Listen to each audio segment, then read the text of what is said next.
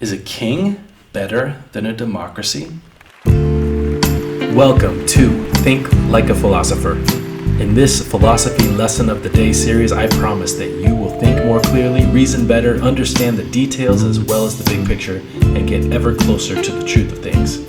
This is Think Like a Philosopher. Philosophy lesson of the day number 11. Is a king better than a democracy? For today's lesson, we pull from the pages of my third and fourth book from the series Think Like a Philosopher, the books on Socrates and Plato. Do you recognize this coin? Of course you don't. This coin is 2,000 years old. It comes from ancient Rome, and it portrays a citizen dropping a ballot in a box. This citizen is voting, and voting is one of the main components of a democracy. So what is a democracy? Democracy is the rule of the people. It literally means people rule. Demos kratos, people rule. And it usually means voting. But notice in this Venn diagram that there's a difference between a democracy and a republic. Both are types of democracies. The one in red says democracy. This is a direct democracy. And the one in blue, a republic, is a representative democracy. So in red, a direct democracy is people do not elect representatives, people make laws themselves. This works better in smaller populations. Decisions and laws can be made very quickly, and it's done by voting. In a representative democracy, this is in blue, the republic. A representative democracy, people elect officials to represent them. Those officials then go and make the laws for the people. This seems to work better for larger populations. Laws are made slowly because all branches of government must approve them. Notice in purple where the two overlap. In both cases, the governments are controlled by the people. Hence that they're both still types of democracies where the people rule. People have a voice in decisions. It sounds fantastic, and if you live anywhere in the Western world today, you've been taught since you were very young that this is the best type of government. But what if it isn't? Let's pull from our book on Plato. Plato didn't like democracy. Because so many people were ignorant and lacked gnosis, which means knowledge, democracy, which gives citizens the power to vote, was not Plato's cup of tea. Too many citizens are like the people stuck in a cave who can't see clearly. Why should they choose the leaders? They might vote for the most persuasive candidates, even if they aren't good options.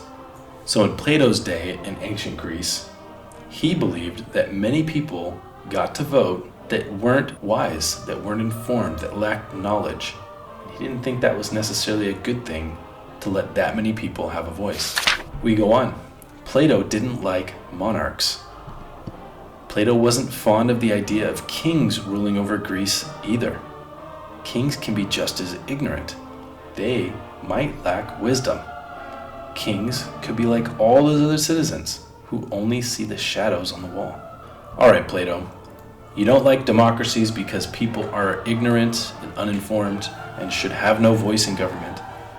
You also don't like monarchs. You don't like kings because they may also lack wisdom or lack knowledge. So what do you want? Plato liked philosopher kings. What does that mean? Well, it means exactly what it says. Instead, Plato loved the idea of a philosopher king. He thought the wisest people should be in charge of others. He thought that the enlightened ones who see beyond the shadows should lead the people. He was half kidding about this idea, but he was also half serious. What do you think? Should everyone get to vote? Your first instinct might be to say yes. But really think about it. Should everyone get to vote? Should babies get to vote? If you say no, then there are limits on who gets to vote. There might be an age limit. Should you get to vote if you've broken a law? If you've broken too many laws? If you've broken a big enough law? Do people in prison still get to vote?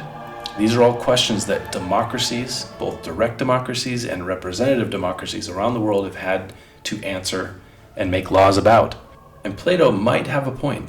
If you give the power to rule the government to all the people, does that really mean all the people? Is there a way to measure if people are able to do this wisely, demonstrate wisdom, people with virtue? But is it necessarily any better to let a king or queen rule a country?